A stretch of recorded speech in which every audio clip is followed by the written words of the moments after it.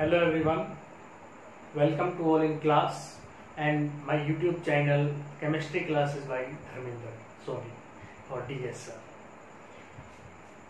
Dear student, last lecture के अंदर हमने बात की properties of KMnO4, action of heat, action in alkali medium, oxidizing character और ऑक्सीडाइजिंग कैरेक्टर के अंदर एसिडिक मीडियम की बात की, मॉलिक्यूलर और आयनिक रिएक्शन की बात की।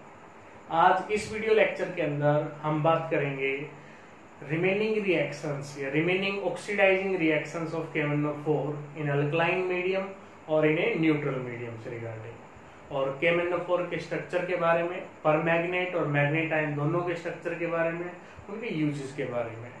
तो आज KMnO4 की जितनी भी चीजें हैं बची हुई उनको हम कंप्लीट करेंगे, और उनको कंप्लीट होने के साथ साथ जो डी ब्लॉक एलिमेंट है अपना academic point of view, board के पॉइंट ऑफ व्यू और नीट एग्जाम के पॉइंट ऑफ व्यू कंप्लीट हो जाता है। जेई का क्यों नहीं हो पाता है? जेई के अंदर कुछ कंपाउंड्स अलग हैं। वो कंपाउंड कौन कौन से होंगे सर? वो कंपाउंड जिंक का है, आयरन सल्फेट का है, कॉपर सल्फेट है। ये सारे कंपाउंड्स हैं जो जेई के अंदर आते हैं, IITs के सिलेबस के अंदर आते हैं, इंक्लूडेड एडवांस के अंदर है। तो यहाँ तक जेई मेन का, नेट का और एकेडमिक का है। जब KMnO4 की सारी रिएक्शन हम पढ़ लेंगे वहां से कवर अप हो जाता है। तो आज के वीडियो लेक्चर को ध्यान से देखना है। कुछ एक बातें हैं जो इसमें आज याद रखने लायक हैं, जिनको दोनों जगह काम आएंगे, एकेडमिक एग्जाम के अंदर भी और कंपटीशन एग्जाम में। तो स्टार्ट करते हैं आज की रिएक्शंस की properties of KMnO4। Oxidizing agent, B type की रिएक्शन पढ़ रहे हैं, ए टाइप की रिएक्शन को हम पढ़ चुके हैं इन अल्कलाइन मीडियम के अंदर। अल्कलाइन मीडियम में सबसे पहली बात यह है कि जो KMnO4 है वो बेयर्स रिएजेंट का काम करता है। बेयर्स रिएजेंट सुना हुआ है, 10th क्लास से सुनते हुए आ रहे हैं। बेयर्स रिएजेंट क्या होगा? तो सैचुरेटेड और अनसैचुरेटेड ऑर्गेनिक कंपाउंड को अलग अलग करने के लिए, डिफ्रेंशिएट करने के लिए, डिस्टिंक्ट करने के लिए हम इसको यूज करते हैं ऑर्गेनिक केमिस्ट्री के अंदर। तो पहला question, what is bears reagent? Alkaline KMnO4 है।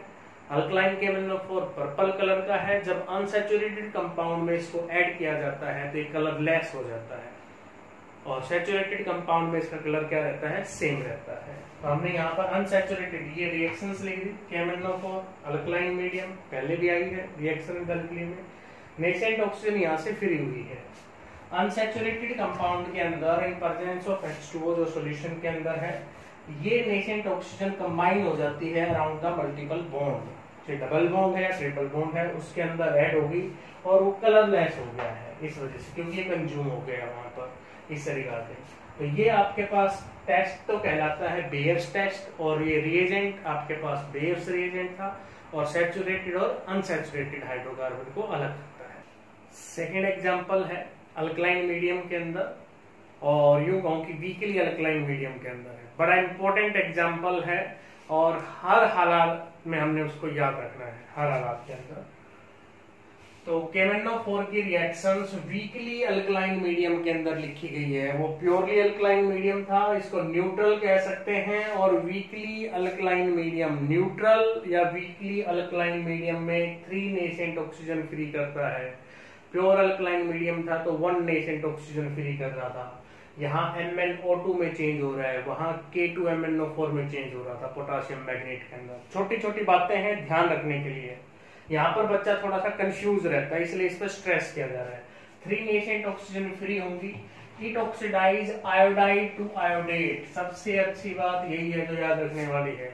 एसिडिक मीडियम में भी ये रिएक्शन आती है, न्यूट्रल और वीकली अल्कलाइन मीडियम में भी रिएक्शन आती है। एसिडिक मीडियम में ये I नेगेटिव को चेंज कर देता था I2 के अंदर, और यहाँ I नेगेटिव को चेंज कर रहा है IO3 1 नेगेटिव आयोडेट के अंदर। ये सबसे बड़ी याद रखने की बात है कि वीकली अल्कलाइन मीडियम होगा तो आयोडेट बनेगा, एसिडिक मीडियम है तो आयोडीन बनेगा।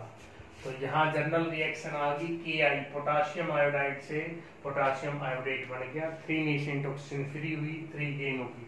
लेकिन एग्जाम में ये आती है, वो मॉलिक्यूलर है, ये आयनिक है, ये वाली रिएक्शन एग्जाम के अंदर आती है। और आपको ध्यान रखनी, जब पेपर थोड़ा सा टफ बनाएगा टीचर तो रिएक्शन दे सकता है एग्जाम के अंदर। कंप्लीट करना है रिएक्शन को, इस तरीके से लिखा हुआ आ गया, पर magnet plus H2O plus I negative. एक ये इस तरीके से लिखा हुआ आ सकता है, पर magnet plus H positive plus I negative. H positive के साथ I नेगेटिव दे रखा है तो वहां एसिडिक मीडियम है, वहां सिंपली आयोडीन के अंदर चेंज हो जाएगा।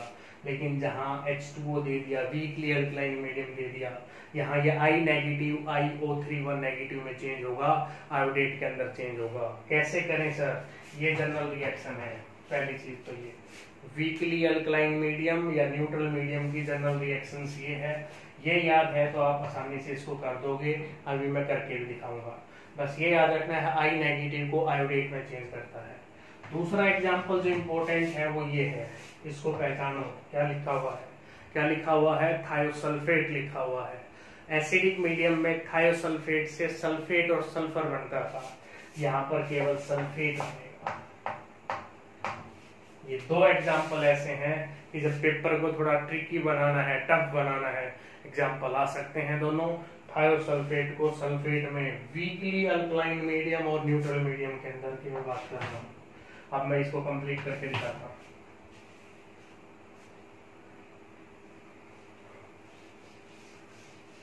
जर्नल रिएक्शन आपके सामने है। जर्नल रिएक्शन ध्यान है, हम इसको आसानी से कर पाएंगे। जर्नल रिएक्शंस आपके सामने लिख दीजिए। पर मैग्नेट वीकली अल्कलाइन मीडियम है, ऑक्सीडाइजिंग एजेंट है, गेन ऑफ इलेक्ट्रॉन करेगा, MnO2 बनेगा, हाइड्रोक्सालाइन फ्री होंगे। I नेगेटिव से हमें पता है कि IO31 नेगेटिव बनता है, आयोडेट बनता है। अब रिएक्शन को बैलेंस करें, यहाँ 1 है, आयोडीन 1 है, 3H2O यहाँ यूज होंगे, 6 हाइड्रोजन आयन निकलेंगे। आयोडीन -1 में है, यहाँ +5 है। -1 से +5 कितने का लॉस हो रहा है? 6। -1 से +5 6 इलेक्ट्रॉन का लॉस हो रहा है। चार्ज को देख लेंगे, चार्ज बैलेंस है नहीं है। चार्ज ओवरऑल 6 पॉजिटिव से 6 नेगेटिव कैंसिल, 1 नेगेटिव बच गया, 1 नेगेटिव यहाँ पर है। रिएक्शन नंबर 2, लॉस और गेन ऑफ इलेक्ट्रॉन बराबर करना है। गेन 3 का हो रहा है, लॉस 6 का हो रहा है। तो रिएक्शन नंबर 1 को 2 से मल्टीप्लाई करना है। 2 से मल्टीप्लाई करने के बाद यहाँ 4 हो गया, ये 6 हो गया, ये 2 हो गया और ये 8 हो गया। और इसके बाद आपके पास ओवरऑल रिएक्शन आ जाएगी, जो बहुत ही इंपॉर्टेंट रिएक्शन है exam point of view. 7H2O, 6 electron, 6 electron cancel हो गए। 2 manganese oxide, iodate +6 hydrogen ion +8 हाइड्रोक्सिलाइन। इस तरीके से रटना नहीं है, समझना है। समझा हुआ था, आसानी से लिख दिया, रटोगे भूल जाओगे। कि भी रिएक्शंस में लॉस और गेन बराबर रखना है। हाँ, जर्नल रिएक्शंस हमें जरूर याद होनी चाहिए, इसकी प्रैक्टिस करनी है। ज्यादा एग्जाम्पल एसिडिक मीडियम में है, न्यूट्रल और अल्कलाइन के एग्जाम्पल कम थे। तो बात कर लेते हैं नेक्स्ट रिएक्शन से रिगार्डिंग कि वीकली अल्कलाइन मीडियम के अंदर अगर इक्विवेलेंट वेट पूछ लें तो molar mass divided by number of gain of electron is 352.6 अपने पास आ जाएगा। थायोसल्फेट को सल्फेट में चेंज करता है वीकली अल्कलाइन मीडियम के अंदर या न्यूट्रल मीडियम में। इंपॉर्टेंट रिएक्शन है, इसको याद रखना है, लर्न करना है, बड़ी इंपॉर्टेंट है क्योंकि एक्सेप्शंस हैं। थायोसल्फेट से सल्फेट बन रहा है अल्कलाइन में, एसिडिफाइड मीडियम में थायोसल्फेट से सल्फेट और सल्फर बन रहे थे। उसके बाद ये क्वेश्चन आया हुआ है 2014 के अंदर, कंप्लीट द रिएक्शन। पर मैग्नेट आयन है, एसिडिक मीडियम के अंदर ही है दोनों रिएक्शन। यहाँ 5 इलेक्ट्रॉन का गेन हो रहा है, यहाँ 3 इलेक्ट्रॉन का गेन हो रहा है। डिफरेंस क्या है? कम इलेक्ट्रॉन, 3 इलेक्ट्रॉन कम गेन हो रहे हैं आपके पास। तो इसकी 5 इलेक्ट्रॉन गेन हो रहे थे तो यहाँ +7 से +2 में जा रहा था। 3 इलेक्ट्रॉन गेन हो रहे हैं तो +7 से +4 में जा रहा है। इस बात को ध्यान रखना है। पर manganate ion bye gaining 3 electron in acidic medium change into MnO2 +2H2। और ये जनरल रिएक्शन है। अगर 5 इलेक्ट्रॉन का गेन होता है तो Mn2 पॉजिटिव आयन के अंदर चेंज होगा। अच्छा एग्जाम्पल था, क्वेश्चन है याद रखने के लिए। 3 इलेक्ट्रॉन में क्या होगा, 5 इलेक्ट्रॉन के अंदर क्या होगा। तो बात करते हैं स्ट्रक्चर से रिगार्डिंग की। Structure of परमैग्नेट and manganate ion both have tetrahedral structures, either परमैग्नेट ion और मैग्नेट आयन। टेट्राहेड्रल स्ट्रक्चर्स है, sp3 हाइब्रिडाइजेशन है। This is the structure of परमैग्नेट ion. The manganese atom is surrounded tetrahedrally with 4 oxygen atom.